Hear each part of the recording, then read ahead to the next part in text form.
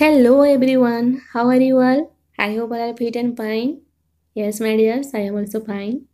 So, dears, welcome to our next class. And in this class, we are going to cover the second chapter of civics, that is diversity and discrimination. Yes, diversity and discrimination. In previous class, we have already covered the first chapter of civics, that is understanding the diversity. Yes, understanding the diversity. And now we are going to cover the next chapter, that is diversity and discriminations. Both chapter are co-related. Okay so पहले class में हमने cover किया है understanding the diversity, यानी कि diversity को हमने समझा था फर्स्ट क्लास में। और हमने देखा था कि हर चीज़ में हमारा डिफरेंशिएशन रहता है और हर चीज़ में हमें अलग अलग पसंद है। ठीक है, जैसे कि खाने पीने में सबका अलग अलग पसंद है ना, हमारा जो गाना होता है या फिर सॉन्ग होता है, डांस होता है, ये सब यानी कि देख लें तो ए टू जेड हमारा जो कुछ भी है और जो कुछ भी हम यूज करते हैं, खाते हैं, पीते हैं, जो कुछ भी सामान है हमारे रहने सहने के लिए भी, सारी चीज़ों में हमें डिफरेंशिएशन पसंद है, यानी कि डाइवर्सिटी वहाँ पे रूल करता है। ठीक है, एक जैसे चीज़ किसी को पसंद नहीं, और उसी डाइवर्सिटी में भी हमारे पास यूनिटी है और हम सब एक हैं।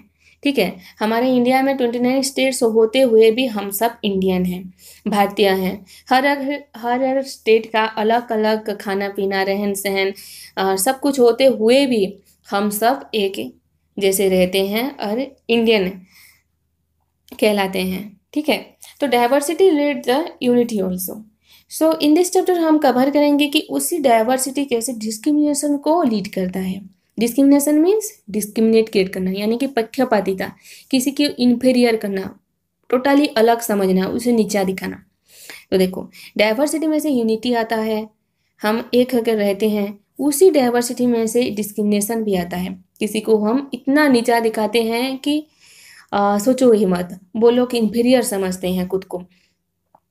तो इसी डाइवर्सिटी के बारे में हम पढ़ने वाले हैं आज कि ये जो डाइवर्सिटी है कैसे डिस्क्रिमिनेशन को फॉर्म करता है। ठीक है, जैसे यूनिटी को फॉर्म करता है वो तो मेरिट हो गया, पर डाइवर्सिटी का डीमेरिट भी है जो कि डिस्क्रिमिनेशन को फॉर्म करता है। तो how diversity lead the discrimination, next cover in this class. So see diversity. Okay, so what is the meaning of diverse as per see? Diverse means being composed of distinct or different elements or qualities. यानी कि diverse means है different elements का सम्मिश्रण, different qualities का सम्मिश्रण। ठीक है, यानी कि अलग अलग हर चीज का सम्मिश्रण। People are diverse in many way. तो हमारे जो पीपुल होते हैं, लोग होते हैं, अलग होते हैं, डाइवर्स होते हैं। डाइवर्स मीन्स अलग अलग होते हैं इन मेनी वेज, डिफरेंट तरीके से, यानी कि बहुत सारे तरीक़ों से हम अलग होते हैं। जैसे कि race and ethnicity. Race and ethnicity means, race means जाति, हमारे जाति सिस्टम से किसी का जाति ये है तो किसी का जाति अलग है। कोई ब्राह्मण कास्ट का है तो कोई एसटी कास्ट का है, कोई एससी है, कोई ओबीसी है। तो हमारे डिफरेंट टाइप का कास्ट होता है, तो हम कास्ट से भी अलग होते हैं। ऐसे नहीं है कि हम कास्ट अलग हो गया तो हम पीपुल उसे अलग हैं, यानी कि ब्राह्मण हमारा अपर कास्ट है और एससी एसटी हमारा लोअर कास्ट है, या फिर ओबीसी बैकवर्ड क्लास है। ऐसा कुछ भी नहीं है, हम सब एक हैं। हम भगवान का क्रिएशन है, क्रिएटर है हमारा भगवान, और हमें क्रिएट किए हैं, तो हम सारे एक हैं। बट ये जो हमारा सिस्टम है ना, ये ही हमें ऊपर नीचे करता है। जैसे कि हम देखो डाइवर्स कैसे अलग होते हैं, रेस से, एथनिसिटी से, यानी कि हमारे जाति सिस्टम से। हम सोचते हैं कि वो अपर कास्ट का है और वो लोअर कास्ट का है, ऐसा हमारा थिंकिंग आ जाता है। सोशल एंड इकोनॉमिक स्टेटस, यानी कि सामाजिक और अर्थनैतिक जो हमारा स्टेटस होता है समाज में। जैसे कि कोई स्टैंडर्ड रहता है तो हम कहते हैं कि वो रिच पीपुल है, और किसी के पास ज़्यादा धन दौलत नहीं होता है तो वो उसे हम समझते हैं कि वो पुअर है, यानी कि गरीब श्रेणी का है। ऐसे हमारे मन में बैठ जाता है। हम नहीं सोचते कि हम एक हैं, हम मानव हैं, हम मनुष्य हैं, हम एक दूसरे के भाई बहन जैसे हैं, सब एक हैं। ऐसे नहीं सोचते, हम सोचते हैं कि वो स्टैंडर्ड है, वो धनी है, वो रिच पीपुल है और ये गरीब है। और एज डिस्क्रिमिनेशन, यस, एज का जो रहता है मैनी टू वेज, जैसे कि वो बड़ा है वो छोटा है ऐसे। देन रिलीजियन का आता है, रिलीजियन जैसे हिंदू मुसलमान, अभी तो हर तरफ से देखा जाता है कि हिंदू मुसलमान का लड़ाई झगड़ा ये सब वगैरह। जेंडर, जेंडर से भी हम डाइवर्स हैं, male female. Then ability, ability means सक्षमता, जैसे कि किसी को कोई काम अच्छे से आता है, किसी को कोई काम अच्छे से नहीं आता, तो भी हम सोच लेते हैं कि ये थोड़ा इन्फीरियर है, ये थोड़ा अनकेपेबल पर्सन है, और ये वो कैम उसका कैपेबिलिटी ज़्यादा है। तो ऐसे हमारा हर तरफ से हम खुद को और दूसरों को अलग समझते हैं। तो ये सारी चीज़ें हैं, ये सारे डिफरेंट वेज हैं जैसे कि हम डिफरेंट होते हैं इसी चीज़ों से, ठीक है। Then diversity is all around us, at school, at work, everywhere you go. तो ये जो डाइवर्सिटी है, विभिन्नता है, ये सारा जहाँ है। जैसे कि हमारा स्कूल में भी डिफरेंशिएसी है, यस और नो है। एट वर्क हम जहाँ काम करते हैं वहाँ पे भी है, क्योंकि सारे लोग तो एक जैसे नहीं होते हैं। सारे जैसों के हमारा जो होता है खाना पीना भी एक जैसा नहीं होता है। किसी को राइस खाना पसंद होता है, किसी को ब्रेड खाना पसंद होता है, वो भी होता है। एंड पहनना उड़ना भी किसी को पसंद नहीं, किसी को जीन्स पहनना पसंद है तो किसी को सूट पहनना पसंद है। लड़कों को किसी को कमीज पहनना पसंद है, किसी को टी शर्ट, किसी को जैकेट। तो डिफरेंशिएशन तो हर जगह भी है, हमारा डाइवर्सिटी हर जगह रूल कर रहा है, ठीक है। एवरीवेयर यू गो, जहाँ भी जाएंगे हम डाइवर्सिटी को पाएंगे, यानी कि अलग अलग चीज़ पाएंगे। और ये अच्छा भी है और हमें अच्छा भी लगता है, क्योंकि हर एक इंडिविजुअल तो एक जैसा हो नहीं सकता। सबका अलग अलग पसंद होता है, सबका अलग अलग अपना चॉइस होता है। किसी को खाना पसंद है, किसी को गाना पसंद है, किसी को नाचना पसंद है, किसी को पढ़ना पसंद है, तो किसी को लिखना पसंद है। तो ये तो हम चेंज नहीं करते, ये तो हमारा नेचर है, प्रकृति है, भगवान ने हमें ऐसे क्रिएट किए हैं।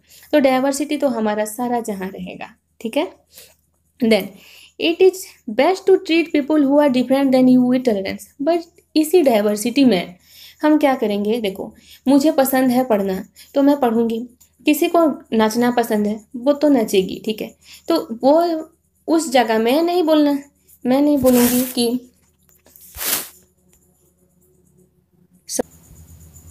उस जगह मुझे नहीं बोलना चाहिए कि मैं तो पढ़ रही हूँ, पढ़ना बहुत ही अच्छा काम है, और वो नाच रही है और नाच के क्या करेगी, ऐसा नहीं बोलना चाहिए। क्योंकि मुझे पढ़ना पसंद है, मैं पढ़ूंगी, मैं पढ़ाई में आगे जाऊंगी। उसे डांस पसंद है, वो नाचेगी, वो डांस इंडिया डांस में जाएगी या फिर डांस के किसी भी कंपटीशन में जाएगी, आगे जाके स्टार बनेगी, उसका फील्ड वो क्रिएट करेगी। तो किसी को ऐसा नहीं बोलना चाहिए, किसी को भी हम इन्फीरियर या फिर नीचा नहीं दिखाना चाहिए। किसी भी फील्ड में हम सब अलग हैं, सबका अलग अलग पसंद है। हर चीज़ को हमें टॉलरेंस करना चाहिए, हर चीज़ को हम इक्वली रेस्पेक्ट देना चाहिए, हमें इक्वली सारे चीज़ को रेस्पेक्ट देना चाहिए, ठीक है। तो tolerance is treating everyone Fairlie and equally. So tolerance क्या है कि सारे लोगों को और सारी चीज़ों को इक्वली यानी कि समान से रेस्पेक्ट देना, ठीक है। तो ऐसा ही करना चाहिए हमें। इस डाइवर्स सिचुएशन में हमें तो रहना पसंद है, और डाइवर्सिटी तो सारा जहाँ है। तो इस डाइवर्सिटी में हमें एक दूसरे को सम्मान देना चाहिए, एक दूसरे का केयर करना चाहिए, एक दूसरे का रेस्पेक्ट करना चाहिए। किसी को हम उसका फील्ड को लेकर, उसका पसंद को लेकर चिढ़ाना नहीं चाहिए, किसी को गलत समझना नहीं चाहिए, किसी को नीचा नहीं दिखाना चाहिए, ठीक है। हम सब अलग हैं, तो हम सभी का जो पसंद है एक दूसरे से हम उसी पसंद को बांटेंगे, एक दूसरे से हम उसी को शेयर करेंगे, और एक दूसरे को हम सम्मान करेंगे, तभी जाके हम आगे बढ़ेंगे। क्योंकि डाइवर्सिटी यूनिटी को रूल करता है, ये हम पढ़ चुके हैं। तो यूनिटी को हम देखेंगे। डाइवर्सिटी तो डिस्क्रिमिनेशन को भी रूल करता है, पर उसी डिस्क्रिमिनेशन को डाइवर्सिटी कैसे फॉर्म नहीं करेगा, लीड नहीं करेगा, उसे हम ध्यान पे रखेंगे। तो आगे जाके हम पढ़ेंगे कि डाइवर्सिटी कैसे डिस्क्रिमिनेशन को फॉर्म करता है। Okay my dear, see what is discrimination. Okay, so discrimination is acting toward or treating individuals or groups in a different manner because they are different, ठीक है। तो डिस्क्रिमिनेशन क्या होता है, किसी इंडिविजुअल को और किसी ग्रुप ऑफ पीपुल को हम डिफरेंट मैनर में उन्हें ट्रीट करते हैं, यानी कि हम उन्हें नीचा दिखाते हैं, हम उन्हें अलग समझते हैं, उन्हें अलग तरह की ट्रीट करते हैं, उन्हें रेस्पेक्ट नहीं देते। उन्हें हम चाहे पुअर पीपुल समझें, उन्हें चाहे हम लो कास्ट के समझें, और उन्हें हम चाहे कि इन्फीरियर समझें। जैसे कि मेल फीमेल में भी होता है, ज़्यादातर लड़के जो होते हैं लड़कियों को कमज़ोर समझते हैं। वैसे देन हम जैसे कि ब्राह्मण अपर कास्ट समझते हैं और ST SC लोअर कास्ट समझते हैं, OBC को बैकवर्ड क्लास कास्ट समझते हैं, उसी तरह से। एंड समाज में हम कोई ज़्यादातर जिसके पास ज़्यादा धन दौलत है या फिर बहुत सारी बिल्डिंग कार वगैरह हैं, तो उन्हें हम समझते हैं कि वो स्टैंडर्ड पीपुल हैं, रिच पीपुल हैं।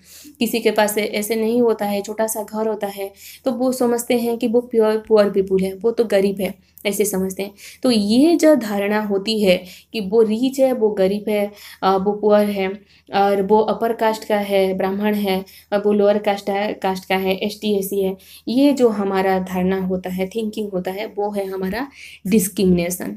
ठीक है, ये हमारा नहीं होना चाहिए, क्योंकि हम डाइवर्सिटी एनवायरनमेंट में रहते हैं, डाइवर्सिटी हमारे सारा जहाँ रहता है, तो ये तो तय है कि एक जैसा कोई नहीं रहेगा इस दुनिया में। अगर सारे स्टैंडर्ड रहेंगे, सारे भी पीपुल रिच रहेंगे, तो दुनिया चलेगा? नहीं चलेगा। सबका अलग अलग काम होता है और सब अपना अपना काम निपटाते हैं। ठीक है, इस दुनिया में सारे अगर बिजनेसमैन हो गए, सबके पास बहुत सारा पैसा हो गया, तो बाकी सारा फील्ड कहाँ जाएगा? बाकी सारा फील्ड कैसे चलेगा? अगर कोई टीचर नहीं होगा तो स्कूल में कौन पढ़ाएगा? अगर कोई स्वीपर नहीं होगा तो झाड़ू कौन मारेगा? तो ये सब हमें सोचना चाहिए कि हर एक काम का इम्पोर्टेंस है इस दुनिया में। हर एक काम अगर नहीं होगा तो दुनिया नहीं चलेगी। हर एक अगर फैक्ट्री खोल के रह जाएगा, बिजनेसमैन रह जाएगा, कंपनी दे के रह जाएगा, तो हर कोई धनी रहेगा। तो अपना काम और बाकी सारा जो काम है वो कौन करेगा? क्योंकि छोटा से हमेशा बड़ा होता है, हर एक चीज़ छोटा से बड़ा होता है। तो ऐसा नहीं है कि दुनिया में खाली बड़े ही काम होता है, हर जहाँ देखो तो बड़े ही काम है, तो सारा जहाँ सब लोग बड़े ही बनेंगे और बड़े काम करेंगे, ऐसा तो नहीं है। छोटा मोटा काम भी है, वो लोग भी करते हैं।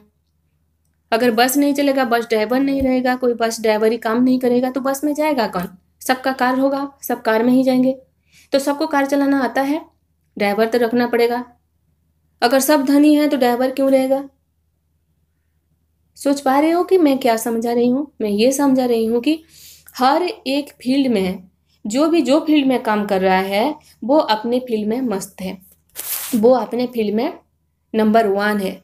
तो किसी को भी, चाहे वो स्वीपर हो, चाहे वो पियन हो, चाहे वो एक टीचर हो, चाहे वो एक डॉक्टर हो, चाहे वो एक इंजीनियर हो, चाहे वो बिल्डर हो, या फिर चाहे वो कंपनी का मालिक हो, सब अपने अपने फील्ड में नंबर 1 है।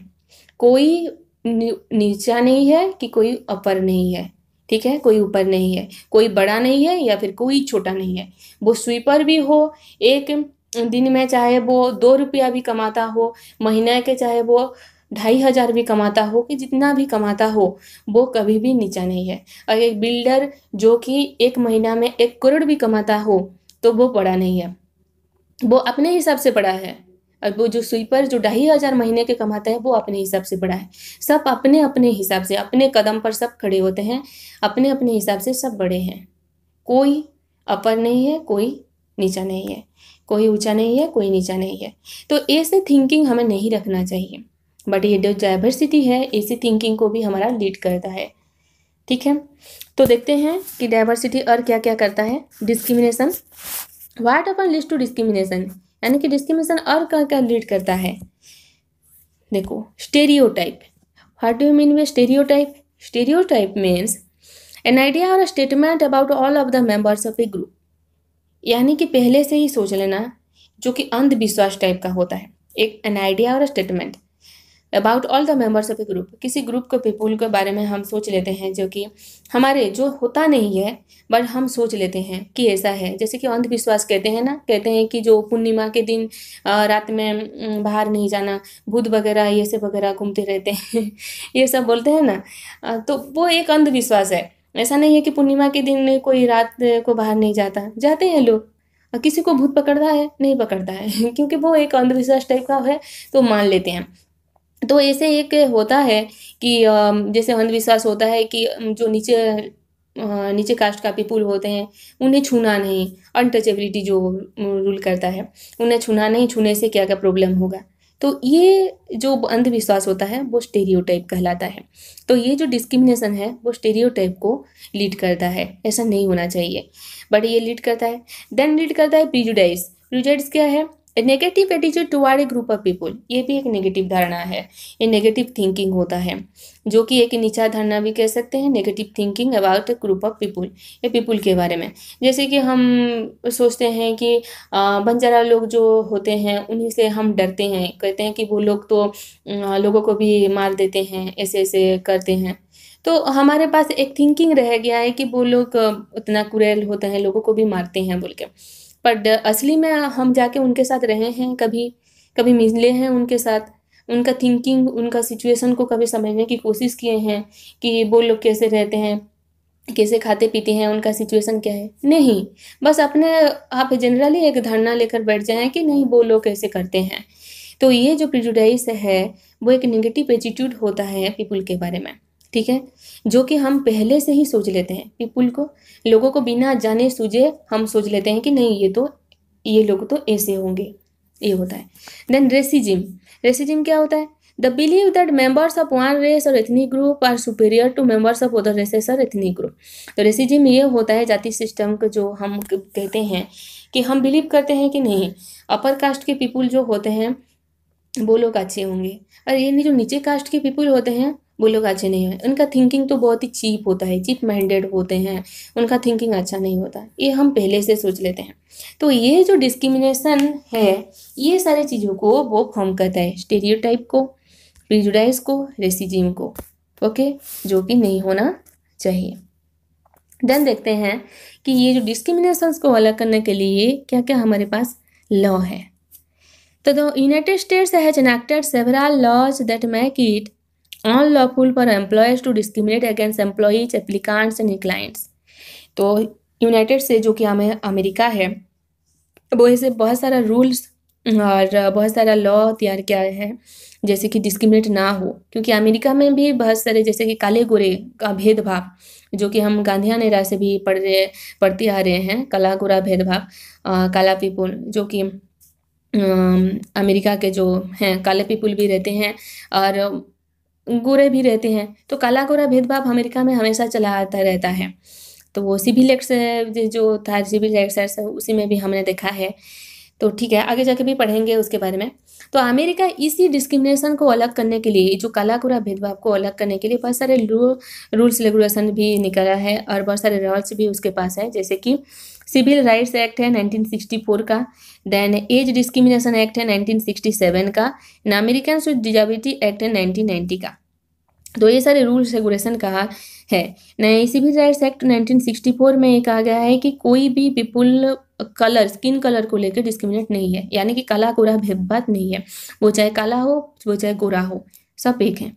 एज डिस्क्रिमिनेशन एक्ट 1967 के अनुसार ये कहा गया है कि बड़ा छोटा या कि एज को लेकर, या फिर हम जैसे कि ज़्यादातर हमारे जो दादा दादी होते हैं जिनका एज 60 से अबव हो जाता है, तो हम उन्हें घर से निकाल देते हैं, फिर उन्हें अच्छे से उनका केयर नहीं करते, उन्हें सोचते हैं कि कुछ अलग टाइप का उन्हें बिहेवियर दिखाते हैं। तो ऐसा नहीं करना चाहिए। तो एज डिस्क्रिमिनेशन भी वहाँ से 1967 के तहत से अलग किया गया है, यानी कि सब एक हैं। Then American with disability act 1990। Disability means जो कि डिजेबल पर्सन होते हैं, बोलते हैं ना विकलांग जो होते हैं, यानी कि किसी का हाथ नहीं चलता, गोड़ नहीं चलता, या फिर कोई बोल नहीं पाता, कोई सुन नहीं पाता, कोई देख नहीं पाता।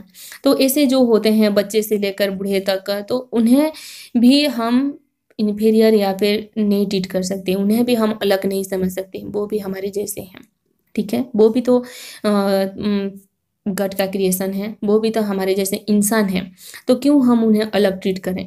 तो 1990 एक्ट के तरह अमेरिका भी ये रूल बनाया है कि डिजेबल पर्सन को भी कोई अलग नहीं समझ सकता, ठीक है।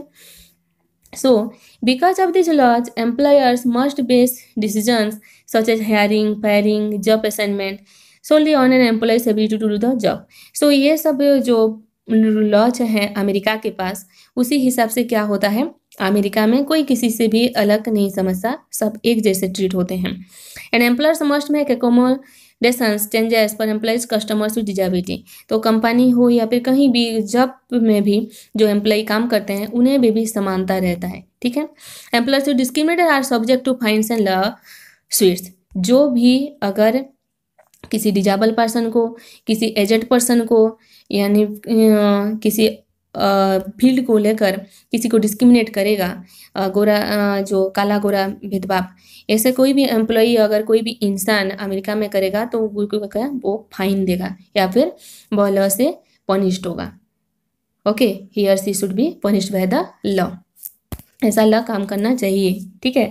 और हमारे इंडिया में भी ऐसे बहुत सारे लॉज हैं, जैसे कि ये डिस्क्रिमिनेशन को निकालने के लिए हैं, ठीक है। देखते हैं कि कौन कौन सा लॉ है हमारे इंडिया के पास जो कि डिस्क्रिमिनेशन को अलग करने में हमारी सहायता करता है, ठीक है। So in our constitutions there are so many articles, yes we have known that. So ये जो आर्टिकल्स हैं, ये आर्टिकल्स में बहुत सारी चीज़ें कहा गया है, ठीक है। तो कुछ आर्टिकल्स हैं जो कि हमारे डिस्क्रिमिनेशंस को उठाने में, अलग करने में हेल्प करते हैं। जैसे कि देखते हैं diversity discrimination laws in India. Okay, कौन कौन से लॉज है, कौन कौन से आर्टिकल में? Article 14, then article 15, article 16, 17, 18 of constitution of India, caste disability removal act 1850, ठीक है।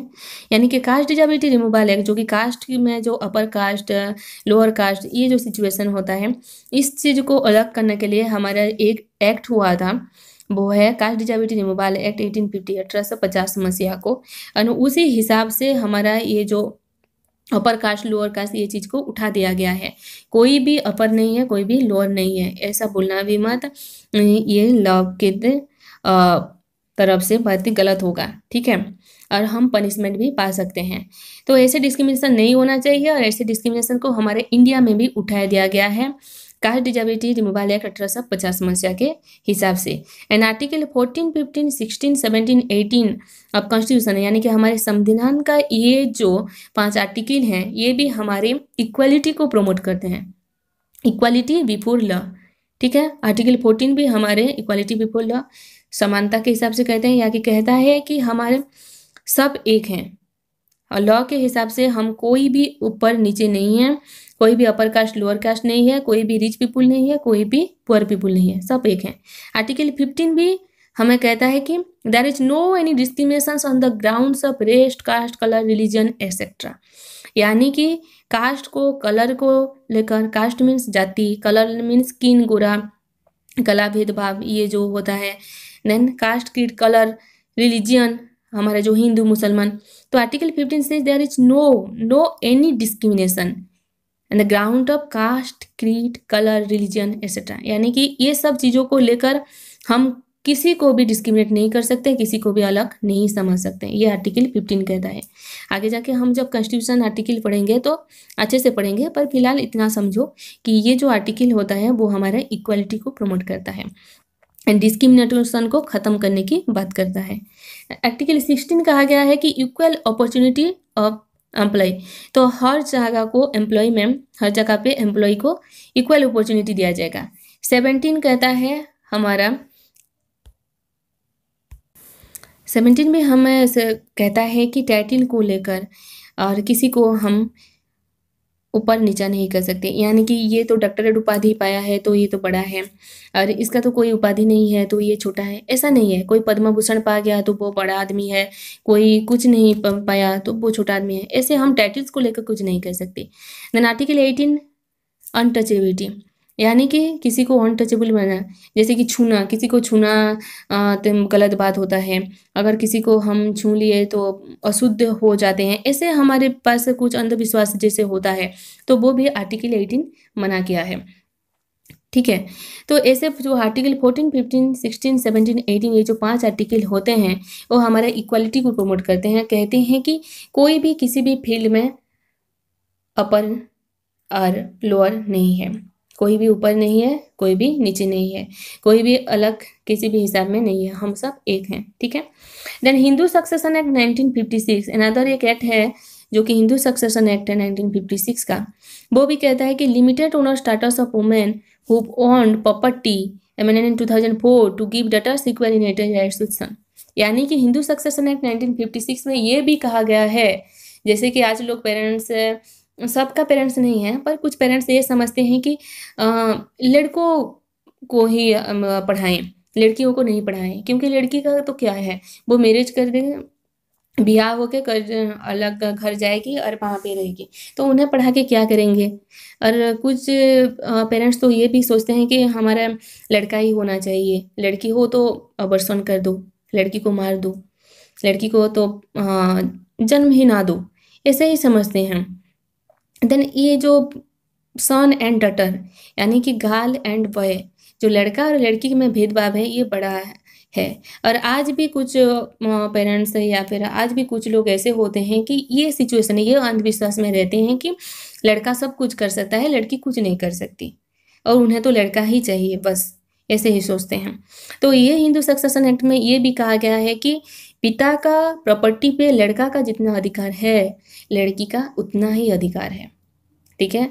तो ये कोई भी मना नहीं कर पाएगा, अगर लड़की चाहेगी तो अपना पिता का अधिकार वो ले पाएगी, ठीक है, उसका 50% वो लेगी। अगर सन और डॉटर दोनों हैं तो दोनों का बराबरी का हिस्सा मिलेगा। Then schedule caste and schedule tribe preventions of atrocities act 1989, यानी SC/ST के लिए उनको भी आगे बढ़ाने के लिए 1919 में एक्ट किया गया है, ठीक है। ये जो आर्टिकल के बारे में मैं बोल रही थी, आर्टिकल 14, 15, 16, 17, 18, ये जो है देखो इस तरह से है। हमारा आर्टिकल 14 है equality before law and equal protection law, मैं पहले से भी समझा चुकी हूँ, यानी कि लॉ के आगे सब एक हैं। देन आर्टिकल 15 कहता है कि prohibition of discrimination on grounds of religion, race, caste, sex, place of birth, यानी कि किसी धर्म को लेकर, जाति को लेकर, कास्ट, ये सब को लेकर किसी को हम डिस्क्रिमिनेट नहीं कर सकते। आर्टिकल 16 भी ये कहा है कि equal opportunity in matters of public employment, यानी कि जॉब जहाँ करोगे तो वो भी सारे को एक जैसे अधिकार मिलेगा। आर्टिकल 16 कहता है अनटचेबिलिटी के बारे में, यानी कि छूना जो होता है। आर्टिकल 18 जो कहता है abolition of titles, military academy distinction और एग्जम्प्टेड, तो टाइटल जो पद्म भूषण पद्म विभूषण के बारे में समझाई थी वो भी आर्टिकल 18 कहता है। तो ये सारे आर्टिकल्स हैं जो कि हमारे डिस्क्रिमिनेशन को कम करते हैं, कम करने के लिए हैं, ठीक है। Then see equal opportunity of employer, employer को कैसे हमें इक्वल अपॉर्चुनिटी देना चाहिए। An employer who agrees not to discriminate against any employee और जॉब एप्लीकेंट, यानी कि कोई भी कहाँ पे भी जॉब करे तो किसी भी एम्प्लॉय को हम अलग नहीं समझ सकते, सारे एम्प्लॉय एक हैं। Publicly make statements that it does not discriminate, ये पब्लिकली स्टेटमेंट भी हुआ है कि हम डिस्क्रिमिनेट नहीं कर सकते। It is the policy and commitment of name of business that it does not discriminate on the basis of race, age, color, sex, national origin, physical or mental disability or religion। तो ठीक है, कहीं पे भी तुम जब करने जाओ, कहीं पे भी हम जब करने जाएंगे तो वहाँ पे पहले से ही कहा जाएगा कि कोई भी यहाँ पे रेस, एज, कलर, सेक्स, ये सारी चीज़ों को लेकर तुम्हें डिस्क्रिमिनेट नहीं कर सकते हैं। पहले से ही रूल वहाँ पे है कि कोई किसी को डिस्क्रिमिनेट नहीं कर पाएगा, कोई तुम्हें नीचा नहीं दिखाएगा, ठीक है। जॉब सेक्टर में ये है। देन ये जो डिस्क्रिमिनेशन होता है, कितने टाइप का डिस्क्रिमिनेशंस है और उनमें से कॉमन कौन सा डिस्क्रिमिनेशंस है यहाँ पे दिया गया है। जैसे देखते हैं कि 5 कॉमन टाइप्स ऑफ डिस्क्रिमिनेशन, जैसे कि सेक्स और जेंडर डिस्क्रिमिनेशन, यानी कि लड़का लड़की जो भेदभाव होता है। डिजेबिलिटी डिस्क्रिमिनेशन, यानी कि जो हम तो अच्छे हैं और वो तो विकलांग है, ऐसे जो समझते हैं।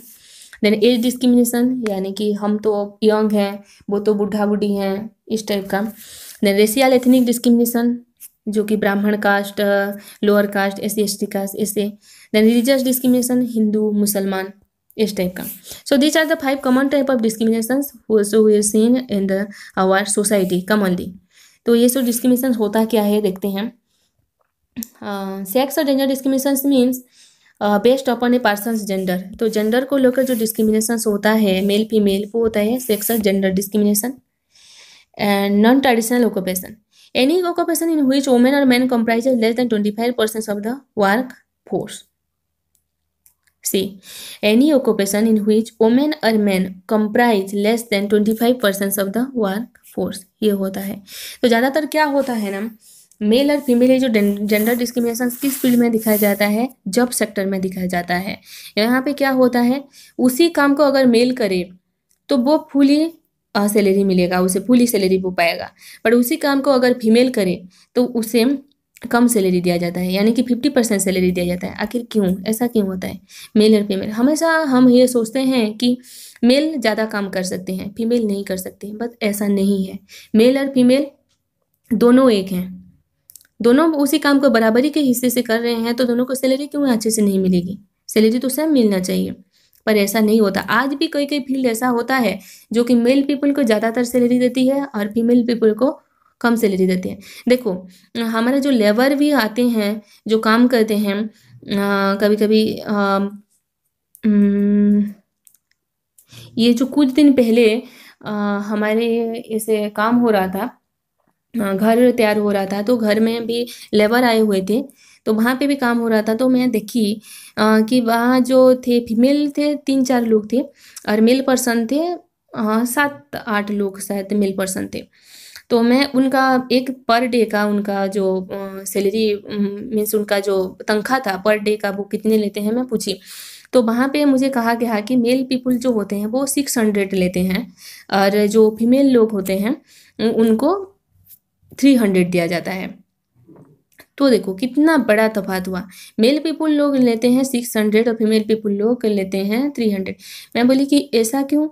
क्योंकि मुझे वहाँ समझाया गया कि मेल पीपल जो होते हैं वो सारा काम करते हैं और फीमेल पीपल जो लोग होते हैं वो जो ईंट वगैरह होता है उसे वो लोग हेल्प करते हैं, जो स्टोन वगैरह होते हैं, मार्बल वगैरह होते हैं, उसे वो जो लेने आने में हेल्प करते हैं। तो उनका काम थोड़ा कम है और थोड़ा कम रिस्की है और ज़्यादातर रिस्की काम वो जो होते हैं मेल पीपल करते हैं। तो ऐसे उनका सैलरी में, उनका तनख्वाह में जो है डिस्क्रिमिनेट है। तो मैं खुद एक टीचर हूँ और डिस्क्रिमिनेट के बारे में मैं पढ़ा रही हूँ, तो मैं वहाँ डिस्क्रिमिनेट कैसे टॉलरेट करती हूँ। तो मैं पूछी वहाँ पे कि ऐसा क्यों होता है और तुम लोग जो काम करते हो, मैं उन लेबर लोगों को भी पूछी तो क्या ऐसे सही में होता है कि ऐसे काम करते हो? तो उन्होंने भी कहा कि हाँ, थोड़ा उनका काम तो हेवी रहता है पर इतना भी नहीं कि हम नहीं करते, हम भी करते हैं। तो मैंने कहा कि नहीं, अगर उन्हें 600 देते हो तो कम से कम इन्हें 400-500 तक देना चाहिए और अगर उन्हें 400-500 तक नहीं देते तो उन्हें क्यों 600 दे रहे हो? उन्हें भी 400-500 तो दो, यानी कि सेम होना चाहिए। और डिस्क्रिमिनेट हो भी तो 20-25% होना चाहिए, ऐसे 50% का डिस्क्रिमिनेशन नहीं होना चाहिए। तो ये एग्जाम्पल की तरफ से ले गई मैं। तो ऐसा जेंडर डिस्क्रिमिनेशन होता है जो कि नहीं होना चाहिए, ठीक है। ओके, तो नेक्स्ट देखते हैं disability discrimination. So disability discrimination means discrimination based on the fact that a person has a disability, यानी कि किसी पर्सन का जो डिजेबिलिटी हो जाती, डिजेबल होता है, कोई अंग या फिर कोई चीज़ नहीं चल पाता, तो वो डिजेबल कहा जाता है। तो उसी डिजेबिलिटी को लेकर अगर हम डिस्क्रिमिनेट करें तो उसे हम डिजेबिलिटी डिस्क्रिमिनेट कहते हैं। A disability is a long lasting impairment that limits a major life activity. और ये डिजेबिलिटी ऐसा होता है कि वो लाइफ टाइम को इम्पेक्ट करता है, ठीक है। अगर कोई पर्सन अपने लेग से डिजेबल है तो उसका लेग कभी ठीक नहीं हो पाता। अगर दूसरा कुछ आर्टिफिशियल किया जाए तो वो ठीक होता है, नहीं तो नहीं हो पाता। कोई देख नहीं पाता, कोई सुन नहीं पाता, तो बहुत कम चांसेस होता है कि उन्हें हम ठीक कर पाएँ, नहीं तो वो उनका लाइफ टाइम ही ऐसा रह जाता है। तो उन्हें हमें समझना चाहिए। ऐसा नहीं है कि बहुत लोग ऐसे होते हैं कि डिजेबिलिटी पर्सन को देखते ही मुँह मोड़ लेते हैं, अरे ये तो डिजेबल है, अरे ये तो कैसा है। कुछ लोग तो देखना भी पसंद नहीं करते, अरे ये तो कितना बदसूरत यार, कितना अलग दिल लग रहा है। ऐसे कुछ लोग नाक घुमा लेते हैं, ऐसे कर देते हैं। पर सोचना चाहिए वो भी तो एक इंसान है, उसको भी भगवान ने ही भेजा है इस दुनिया में। तो क्या हुआ उसका अगर डिसऑर्डर किसी कुछ हो गया, उसका फिजिकल डिसऑर्डर हो गया, कुछ चीज़ अच्छे से नहीं बन पाया, वो भी तो एक इंसान है, उसका भी तो एक जीवन है, उसका भी एक थिंकिंग है, उसका भी एक मन है। तो क्यों हम नहीं समझते कि वो ही भी एक इंसान है? क्यों हम समझते हैं कि हम ही अच्छे हैं, वो अलग हैं? ऐसा नहीं होना चाहिए। कभी भी डिजेबल पर्सन को देखकर, मैं तो समझती हूँ कि डिजेबल पर्सन को देखकर कुछ सीखना चाहिए। तो डिजेबल पर्सन भी ऐसे होते हैं कि वो रिकॉर्ड रखते हैं, बहुत कुछ काम करते हैं वो लोग। किसी का हाथ नहीं होता फिर भी वो लोग काम करते हैं, पैर में काम करते हैं। किसी का पैर नहीं होता हाथ पे चलते हैं। किसी कोई बोल नहीं पाता फिर भी वो उनका हाथ होता है, वो पेंटिंग करते हैं अच्छे से। ऐसे ऐसे हुनर उनके पास होता है। तो डिजेबल पर्सन से भी कुछ सीखना चाहिए उन्हें। तो मैं सोचती हूँ कि उन्हें सैल्यूट करना चाहिए कि वो ऐसे होकर भी अपने जीवन में कुछ करने का सोचते हैं। इतने इन्फीरियरिटी उन्हें कहा जाता है सोसाइटी में, फिर भी वो आगे बढ़ने की सोचते हैं। तो उन्हें तो सैल्यूट करना चाहिए, जैसे कि हम आर्मी सोल्जर को सैल्यूट करते हैं। कभी भी कोई भी डिजेबल पर्सन को गलत नहीं समझना या फिर नीचा नहीं समझना। उन्हें बहुत ही आदर से बात करना और बहुत ही आदर से उनके साथ पेश आना, ठीक है। कैन इंक्लूड मेंटल और फिजिकल। ये डिजेबल कहीं मेंटल भी हो सकता है, फिजिकल भी हो सकता है। कोई भी मेंटली भी सब कुछ ठीक होते हुए भी मेंटली उनका डिसऑर्डर रहता है, साइको टाइप का करते हैं, ठीक है। तो डिजेबल बहुत टाइप का होता है। तो जो भी डिजेबल पर्सन है तो उन्हें हम अच्छे से ट्रीट करना चाहिए, ठीक है। To accommodate disable employees, employers may have to.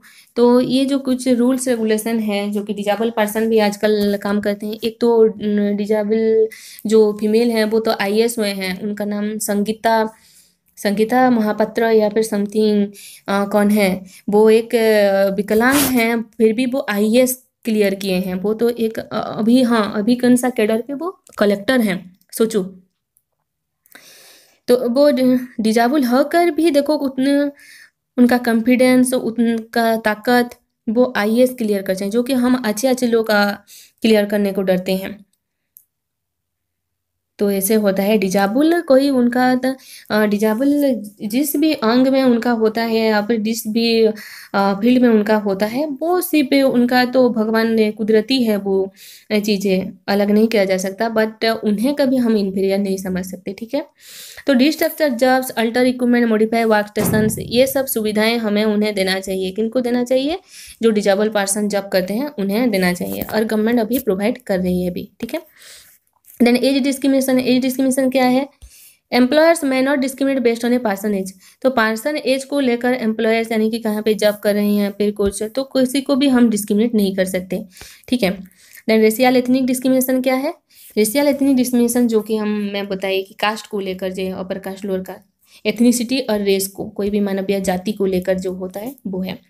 Ethnicity means belonging to group of people according to common racial, national, tribal, religious, linguistic, cultural origin और बैकग्राउंड, ऐसे होता है।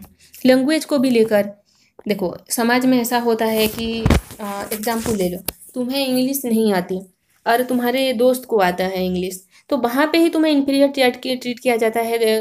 बोल देते हैं देखो ये तो तुम्हारे साथ पढ़ रहा है, तुम्हारे दोस्त है, वो उसे इंग्लिश आ रहा है, वो तो फ्रिक्वेंट इंग्लिश बोल रहा है, तुम कैसे नहीं बोल पा रहे हो, तुम तो गधा हो, ऐसे बोल देंगे।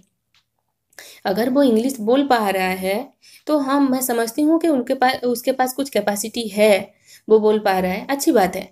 अगर तुम नहीं बोल पा रहे हो इसका मतलब ये नहीं हो कि तुम उससे नीचा हो सकता है तुम इंग्लिश अच्छे से लिख सकते हो सकता है तुम इंग्लिश के बजाय उड़िया में बहुत अच्छे से बोल सकते हो। तो हर में कुछ ना कुछ हुनर होता है, हर एक का अलग कैपेसिटी होता है और अलग तरीका होता है। तो किसी को फील्ड के लेकर हमें चिढ़ाना नहीं चाहिए, नीचा दिखाना नहीं चाहिए, ठीक है। ज़्यादातर पेरेंट्स को भी मैंने देखा है कि ऐसे बोलते हैं कि वो तो शर्मा जी का बेटा तो इतना मार्क लाया है और साथ में ही तो तुम्हारा पढ़ रहा है, वो इतना मार्क लाया है, तुम क्यों नहीं ले पाए। देन बोलते हैं कि हाँ वो तो इतना अच्छा डांस कर रहा है, इतना अच्छा संग कर रहा है, उसको तो जॉब मिल गया, तुम क्यों भूल रहे हो, तुम क्यों घूम रहे हो इधर उधर, ऐसे बोलते रहते हैं। पर सिचुएशन को समझना चाहिए। हाँ ऐसा हो सकता है कि अगर तुम ध्यान नहीं दे रहे हो किसी भी चीज़ में और ऐसे ही घूम रहे हो तो बोलना चाहिए, वो तो बोलने से भी जायज़ है। बट किसी को भी किसी के हुनर को लेकर ऐसे डिस्क्रिमिनेट करना, ऊपर नीचे करना, ये अच्छी बात नहीं होता है, ठीक है। तो हर एक का अपना अपना हुनर होता है, हर एक का अपना अपना कैपेसिटी होता है और हम सब एक हैं। हम सब अलग अलग इसलिए हैं क्योंकि हम सबको अलग अलग चीज़ पसंद है। तो जिसको जो चीज़ पसंद है उसी में वो आगे जाए, उसी में वो अपना 100% दे। अगर किसी को पढ़ना पसंद है तो वो पढ़े, 100% देकर पढ़े, आगे जाकर IAS बने। अगर किसी को लिखना पसंद है तो राइटर बने, अगर किसी को गाना पसंद है वो तो सिंगर बने।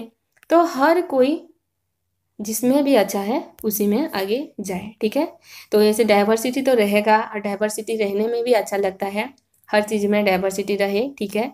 तो उस डाइवर्सिटी को हम यूनिटी में बदलेंगे, डिस्क्रिमिनेशन में नहीं, ये हम ख्याल रखेंगे, ठीक है। Okay, then another diversity religious. Religious diversity क्या है? जो कि employers may not discriminate based अपने पर्सनल रिलीजन, किसी धर्म को लेकर डिस्क्रिमिनेट नहीं करना चाहिए। Employers may need to make accommodation such a time of religious observance, किसी को पूजा पाठ को लेकर, धार्मिक इस चीज़ को लेकर डिस्क्रिमिनेट नहीं होना चाहिए, ठीक है। तो सबका एक है, सबका रिलीजन अलग हो, कास्ट अलग हो, जो कुछ भी अलग हो, हम सब एक हैं, ठीक है। आफ्टर ऑल हम सब ह्यूमन बीइंग हैं, तो एक ही हैं। Okay, dears, this is your class and this is your second chapter of civic diversity and discrimination. I hope all are understandable to you. If any problem, then you can ask me anytime. Okay, so dears, रहती हूँ and मिलते हैं next class में। तब तक के लिए bye bye. बोलो भारत माता की जय।